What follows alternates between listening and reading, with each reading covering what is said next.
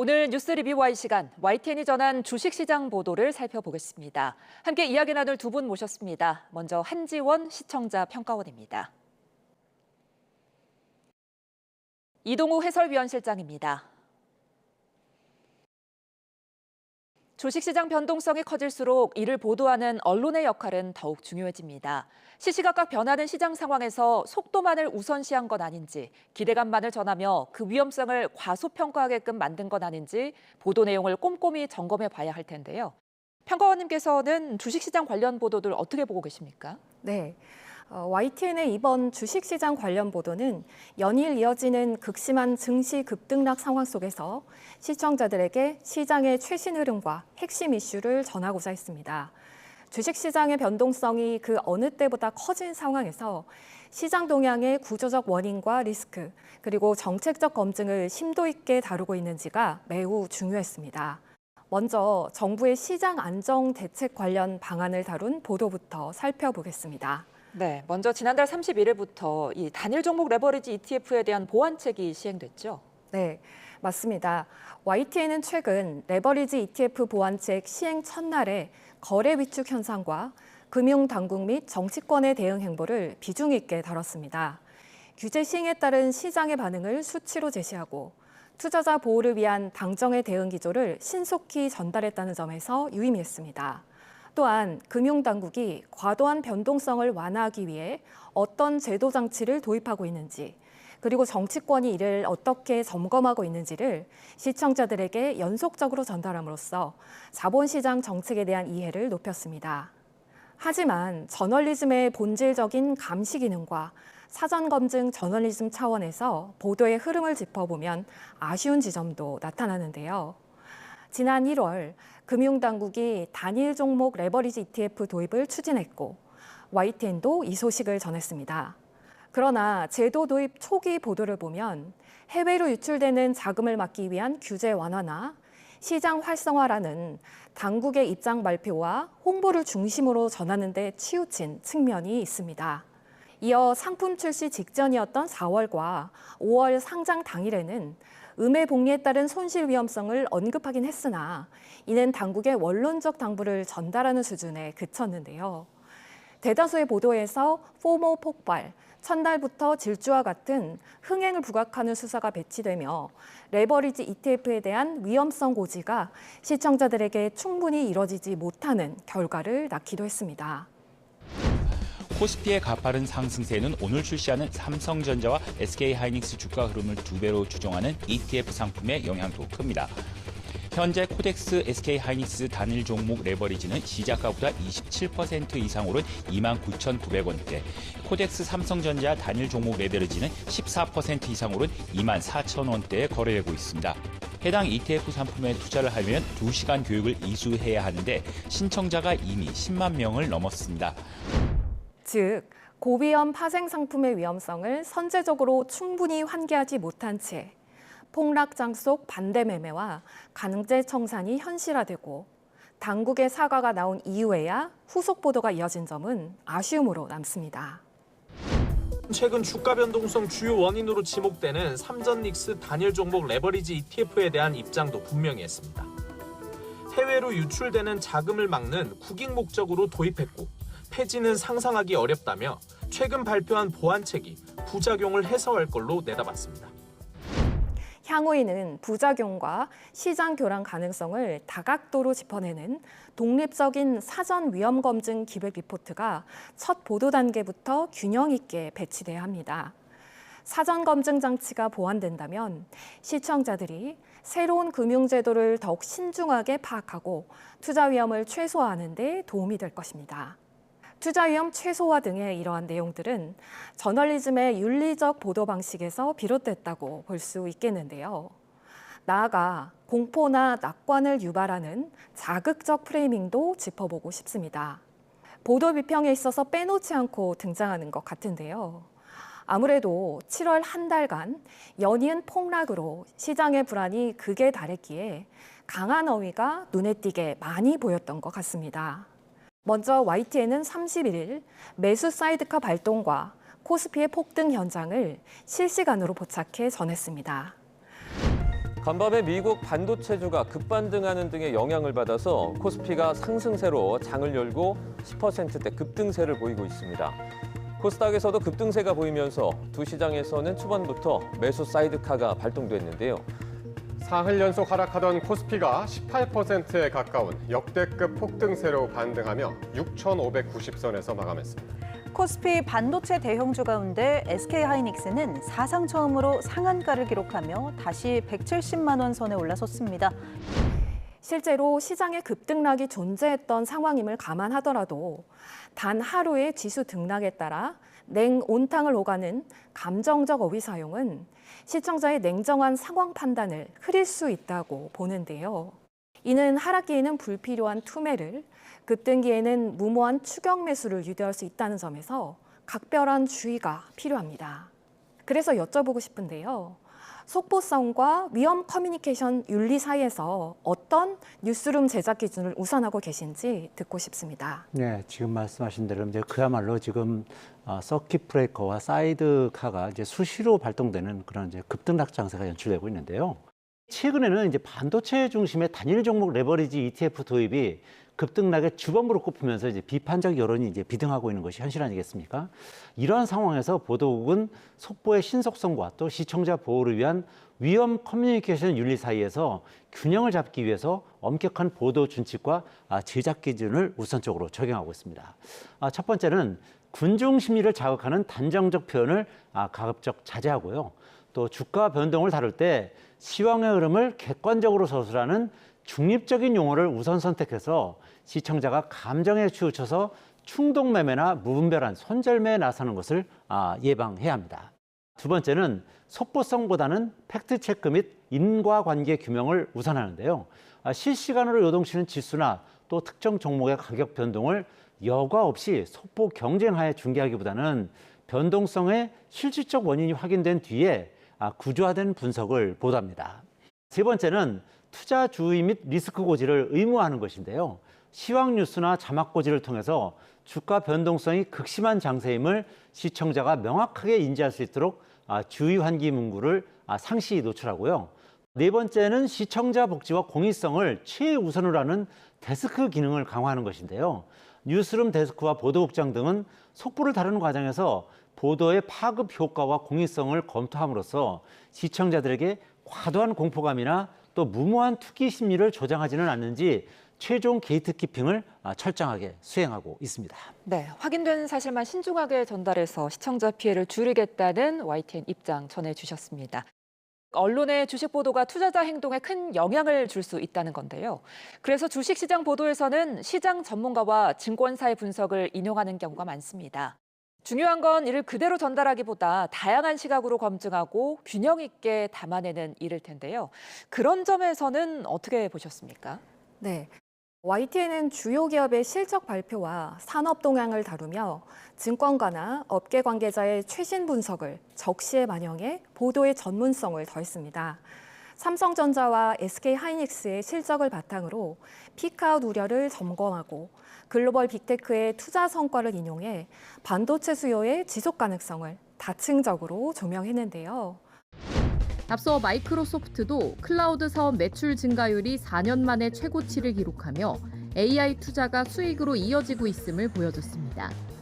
빅테크들이 기대 이상의 클라우드 실적과 투자 확대 계획을 내놓으면서 메모리 반도체 수요가 예상보다 오래 이어질 거란 기대도 커졌습니다. 삼성전자는 글로벌 빅테크에 장기 공급 계약 요청이 지속되고 있다며 이런 공급 부족은 내후년까지 이어질 거라고 자신했습니다. 28년에도 이러한 부족 현상이 지속될 것으로 전망하고 있습니다. 이번 실적 시즌을 계기로 AI 투자가 메모리 반도체 수요를 뒷받침하고 있다는 점이 재확인되면서 피크아웃 우려도 한층 잦아들었습니다. 이러한 정보원 활용은 현장감 있는 증권가의 평가와 전문 지식을 시청자들에게 전달해 산업 현장의 흐름을 파악하게 했다는 점에서 유의미했습니다. 하지만 정보원의 다양성 관점에서 보면 상승기에는 증권가의 장밋빛 전망을 비판 없이 전달하고 폭락기에는 증권사들의 목표가 하향을 그대로 인용한 부분은 아쉬움으로 남습니다. 언론이 독자적인 검증 기준을 제시하기보다 증권가의 리포트를 관성적으로 따라가는 데 머무른 측면이 있습니다. 다양한 정보원의 시각을 통합적으로 반영한다면 시청자들에게 보다 객관적이고 신뢰도 높은 경제 보도를 담아낼 수 있을 것입니다. 주식시장 관련 보도에서 증권가나 업계 관계자는 중요한 정보원입니다. 하지만 급등락 정세에서 특정 정보원, 즉 증권사의 의존도가 높아지면 시청자들에게 편향된 시각을 전할 우려가 존재하는데요. YTN에서는 증권가 리포트 인용을 넘어 심층적인 분석을 담아내기 위해서 주식 관련 경제 보도의 정보원 구성에서 어떤 실무적 가이드라인을 운영하고 계신지 궁금합니다. 네, 우선 이제 무엇보다도 이제 증권사 리포트의 이제 인용을 넘어서 심층적인 기사를 작성하려면요, 자체적인 취재와 검증 역량, 그리고 다각도의 시각, 그리고 시청자 중심의 맥락 제공이 필수다 이렇게 보고 있는데요.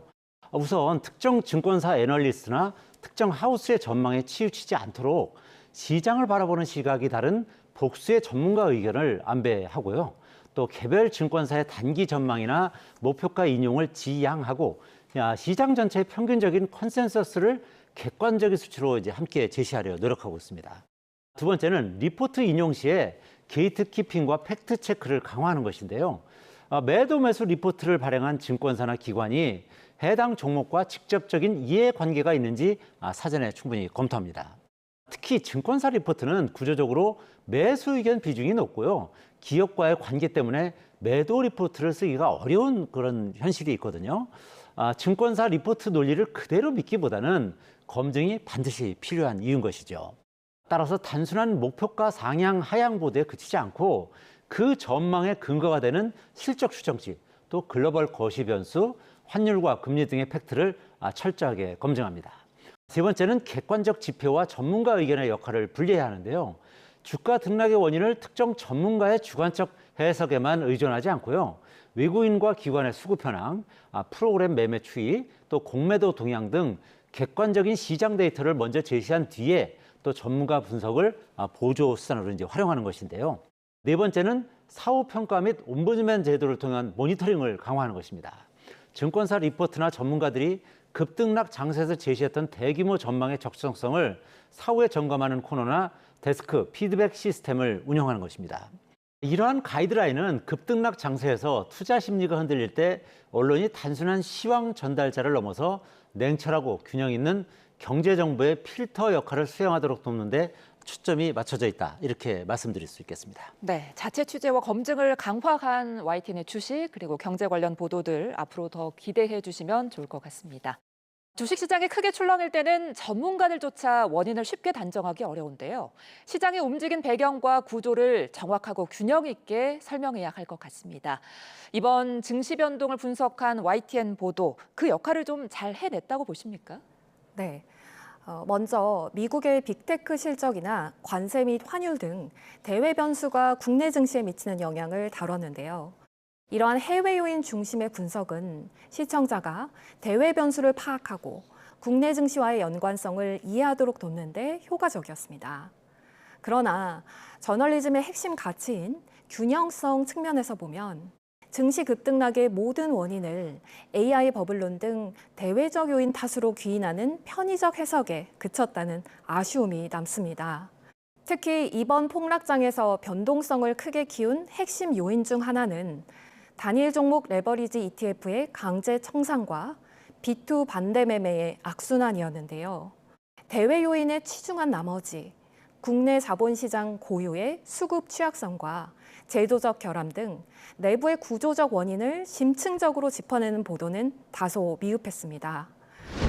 이게 올랐던 배경은 이제 간밤에 마이크로소프트의 호실적 또 아마존의 실적이 좀 좋으면서 반도체 지수가 이제 급등한 그런 좀 영향이 있었고, 반도체 기업들에 대한 어떤 B2가 좀 상당히 많았거든요. 뭐 개인의 매수도 있었지만 외국계 헤지펀드들의 매수도 상당히 많았던 것 같은데 그런 물량들이 이제 최근에 급락하면서 좀 청산이 많이 된 것 같아요. 네, 그게 청산됐다는 거 이제 수급 부담이 많이 해소가 됐다는 거죠. 근데 급한 매물이 좀 해소가 되면서 오늘 미국 증시에서도 반도체 기업들의 주가가 그런 부분으로 또 올랐는데 그게 이제 오늘 국내 증시에도 그대로 좀 반영이 되면서 최근에 폭락을 좀 오늘은 되돌리면서 좀 상당히 크게 이처럼 외부 변수에만 원인을 귀인할 경우 우리 시장 내부의 제도적 결함과 개선 과제를 가리는 한계를 낳을 수 있습니다. 대외 요인과 내부 구조적 요인을 균형 있게 다루는 방향으로 입체적인 보도를 부탁드립니다. 주식시장 폭락이 주택 잔금 대출 등 가계부채 위험과 결합해 이어지는 구조적 실태라든가 고위험 레버리지 투자로 인한 시장 신뢰 저하가 국내 증시 이탈로 이어지는 연쇄 반응 등에 대한 면밀한 검증이 이루어져야 할 것입니다. 증시 변동과 가계부채 그리고 부동산 시장이 서로 영향을 주고받는 복합적인 상호작용을 유기적으로 분석하는 통합적인 기획 보도가 필요하다고 보여지는데요. 시청자의 합리적인 의사결정을 돕는 내실 있는 저널리즘으로 자리매김할 수 있도록 더욱 힘써 주시길 바랍니다. 네, 주식시장 변동은 단지 투자자들만의 관심사가 아니라 우리나라의 경제 전반에 영향을 줄 수 있는 중요한 사안입니다. 그렇기 때문에 주식시장 보도는 정확하고 신뢰할 수 있는 정보와 객관적이고 종합적인 분석을 전하는 게 무엇보다 중요한데요. 시청자의 합리적인 판단에 도움이 되는 책임 있는 경제 보도를 이어가겠습니다.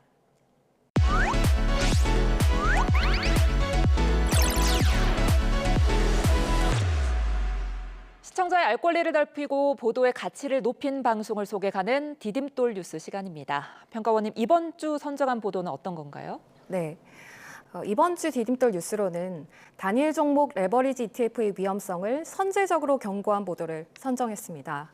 이 보도는 고위험 파생 상품 상장을 앞두고 단순히 출시 소식을 전하는 데 그치지 않고 음해복리 효과로 인한 구조적 손실의 위험을 선제적으로 짚었다는 점에서 유의미했습니다.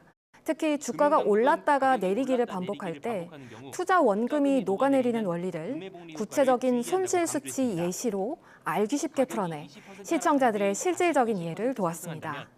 아울러 상품 투자를 위해 이수해야 하는 사전 교육 정보와 주의사항을 차분히 고지하며 경제보도의 객관성과 절제라는 원칙을 충실히 지킨 점이 인상적이었습니다. 네, 공익적 경제보도의 역할을 충실히 수행했다고 평가해 주셨는데요.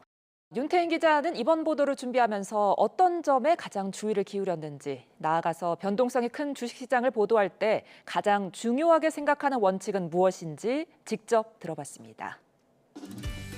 고위험 상품 같은 경우는 반드시 투자자가 주의해야 할 사항들이 있다고 보거든요. 이를테면 단일 종목 레버리지 ETF 같은 경우도 음해복리 효과 때문에 이제 투자자가 손해를 보는 것처럼 반드시 그런 고위험 상품들은 투자자가 주의할 사항들이 있기 때문에 투자자가 이 점은 꼭 인지를 하고 투자해야 된다, 이 점은 꼭 주의해야 된다, 이런 것들을 좀 주안점을 두고 보도 방향을 가져가는 것 같습니다. 우리 시장은 일단은 특정 종목들에만 지금 많이 수급이 쏠려 있는 그런 특징이 있잖아요. 그래서 저는 일부러 보도를 할 때에도 그동안 주목받지 못했던 그런 종목들을 좀 일부러 얘기하긴 하곤 합니다. 그래서 이를테면 국민성장펀드라고 해서 이제 출시됐을 때 많이 이제 완판되고 이제 뭐 그런 일이 있었는데, 국민성장펀드로 인해서 코스닥의 어떤 것들이 좀 주목을 받을 수가 있을 것 같다. 그래야 이제 코스피의 특정 종목에 이제 쏠려있던 눈들이 이렇게 하면은 좀 시선이 분산되지 않을까. 너무 이제 특정 종목에만 집중되어서 그래서 변동성이 커졌던 우리 시장의 변동성이 조금은 줄지 않을까? 뭐 이런 생각을 좀 하고 있습니다. 그럼 오늘 뉴스 리뷰와이 마무리해 보겠습니다. 두 분 오늘 말씀 잘 들었습니다. 고맙습니다.